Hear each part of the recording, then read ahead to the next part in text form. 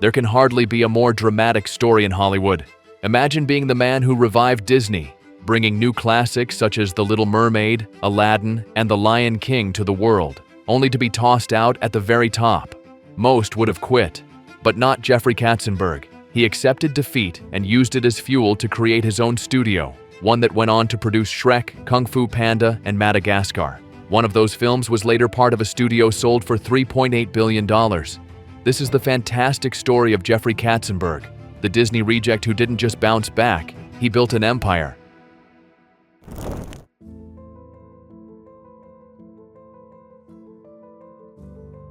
Making it to Hollywood did not come easily to Jeffrey Katzenberg, who achieved his success through hard work and without shortcuts or favor. Nevertheless, Jeffrey was ambitious from birth in New York City, 1950, to a stockbroker father and an artist mother. Being only 14 years old, he did not spend time like other teenagers.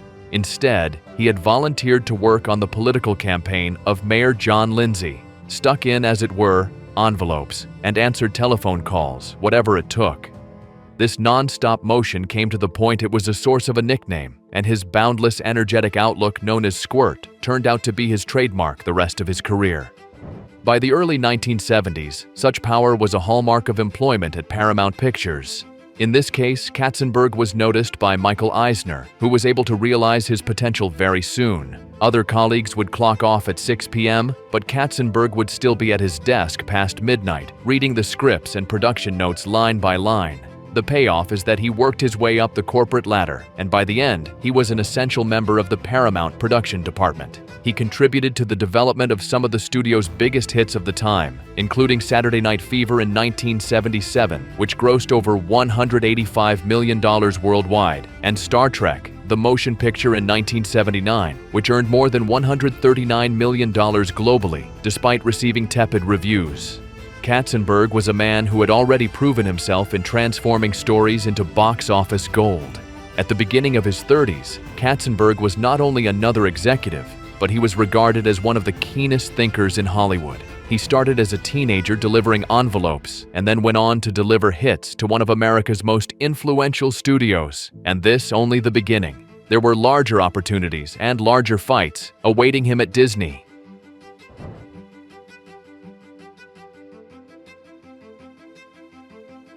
In 1984, Jeffrey Katzenberg joined Disney and walked into a company that was out of magic following Michael Eisner. The former animation studio giant was sustaining life. Its most recent actual strike, The Jungle Book, was nearly 20 years ago.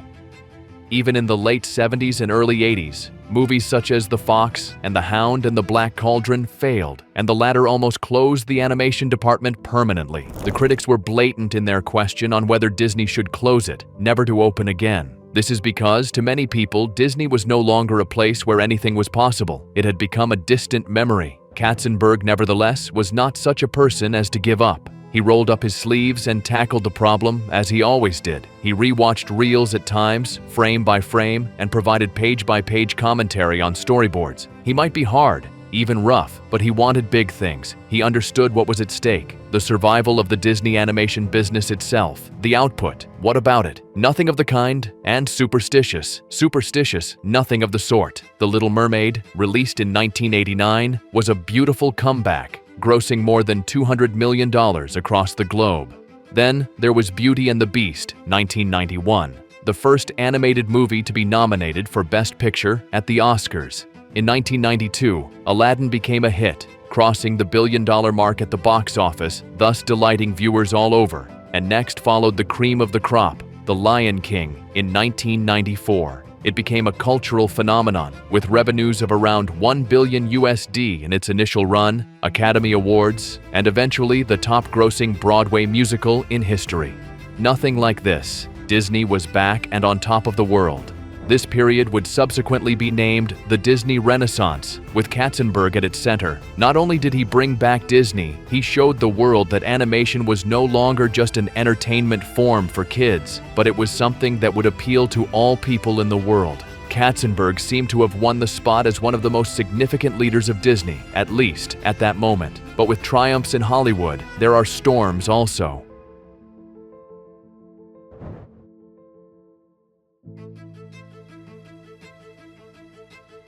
Real enough, but in the sunniest time of Disney, clouds were fermenting backstage.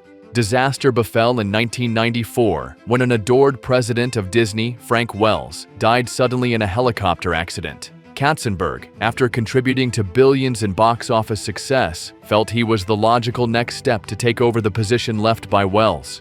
He had, after all, renewed the animation department, steered The Lion King to well-nigh $1 billion, and re-established Disney as the king of family entertainment. The promotion did not come as a surprise to Katzenberg this time, but as his due, he felt. However, Michael Eisner approached things differently. He had turned down the position offered by Katzenberg. This was followed by a very nasty internal power play, one full of jealousy, political intrigue, and betrayal. Even though Katzenberg was a very successful executive in Disney history, he somehow found himself on the outside. Later on, in August 1994, he was forced out of the company he had saved. The Disney Renaissance architect was ushered out after 10 years of success. It appeared to most of us like a degrading downfall. That is how Katzenberg did not see it, however. One opportunity was presented to him. Later on, during some of his interviews, he would frequently remark that the greatest mistake made by Eisner was not with firing him, but rather with underestimating him. Since instead of dying off, Katzenberg went on his most adventurous quest ever, attempting to create a brand new studio, one that will challenge Disney at its competition. Later on, in October 1994, Jeffrey Katzenberg allied with two other giants, director Steven Spielberg and music mogul David Geffen. They formed DreamWorks SKG together. The letters signify their last names. The studio was the first new Hollywood studio in over 60 years. DreamWorks was financed with a $2.6 billion investment, of which $0.5 billion was contributed by Microsoft co-founder Paul Allen, with which it sought to establish an entertainment multimedia empire in movies, television, music, and interactive games. Katzenberg assumed the leadership of the animation department, which was his passion. DreamWorks promised that it would not only compete with Disney, but also surpass it.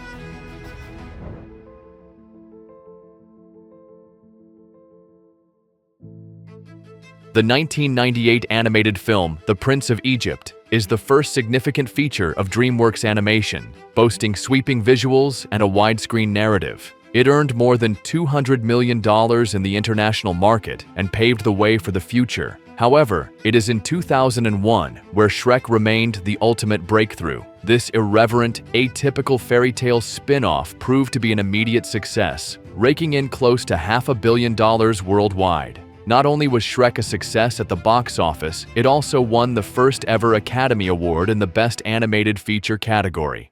Then all of a sudden, DreamWorks ceased being the underdog. The challenger was the one that demonstrated that it can go toe-to-toe with Disney. Based on it, DreamWorks opened the franchise with Madagascar, 2005, followed by Kung Fu Panda, 2008, and How to Train Your Dragon, 2010. DreamWorks Animation has together made more than $15 billion in the global markets.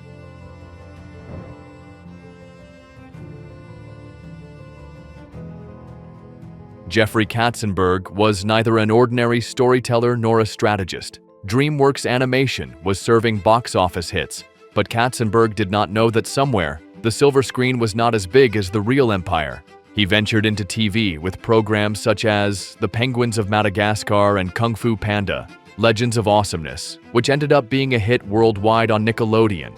He explored merchandise, theme park attractions, and foreign markets and made such beloved characters as Shrek and Po worth at least $1 billion.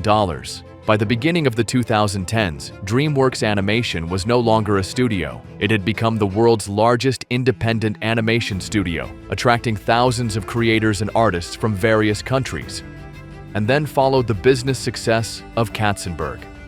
Months later, in 2016, Comcast, NBC Universal, at last made its move, acquiring DreamWorks Animation in a jaw-dropping deal that shook the industry.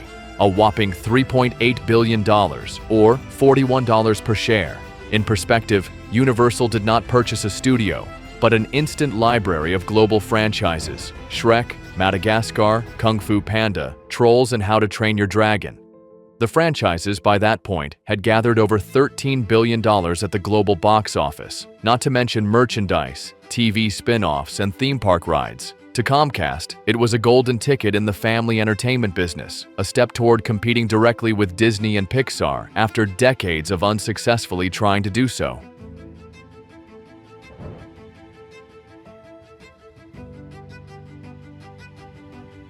Most people would have settled into their comfort zone after selling DreamWorks Animation for billions of dollars. But Jeffrey Katzenberg? That was by no means the end. He started devoting his attentions to Silicon Valley boardrooms, as opposed to Hollywood sound stages. In 2017, he co-founded Underdog, a venture capitalist and media company whose model is based on the belief that the future of narrative would be on screens that were much, much smaller than cinema. Katzenberg financed some of the most rapidly expanding corporations in the universe through Underdog, including Figma, now valued at more than $20 billion, the HR-related deal, worth more than $12 billion, and the security firm 1Password, valued at $6.8 billion.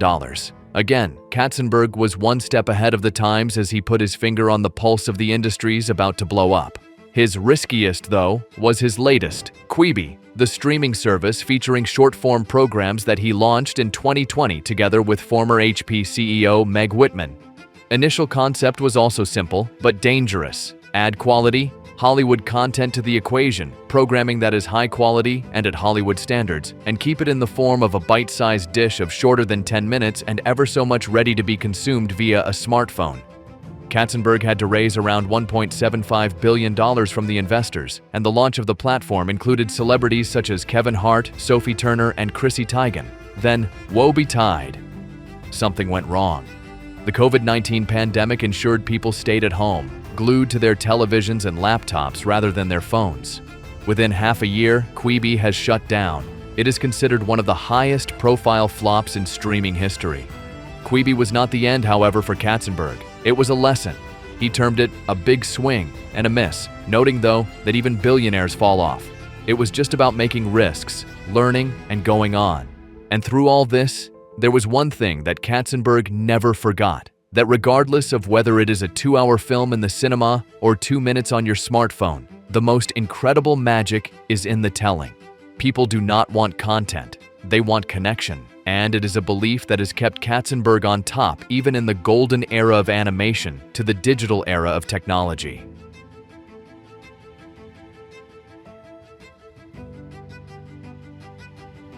Outside Hollywood, Katzenberg has also been careful with philanthropy. With most of his wealth, he is a generous donor to education, medical research, and the arts to the tune of hundreds of millions. He has also served as a board member of the Motion Picture and Television Fund and the Academy Museum of Motion Pictures. At one time, he mentioned that his 3 guiding values are straightforward: exceed expectations, bring joy, and give back. These are values not only that determined his career, but they also influenced his contribution to society. The life of Jeffrey Katzenberg is also an epic in its own right in Hollywood. He had spearheaded the Disney Renaissance, was the rebel who founded DreamWorks out of thin air, and was the pioneer who managed to sell off a billion-dollar empire. Now, he increases the stakes in Silicon Valley and takes a risk that might fail. However, love him or hate him, Katzenberg was an example of the fact that a person may reinvent themselves at any point in their life. From Mickey Mouse to Shrek, across the generations, his fingerprints are seen on that storytelling. Disney might have thrown him off, but in the long run, Jeffrey Katzenberg became more than that. He became a legend in his own right. If you enjoyed this tale of Hollywood dreams and determination, be sure to subscribe and hit the notification bell. Behind every movie you love, there is a story worth telling, and we are going to share more with you.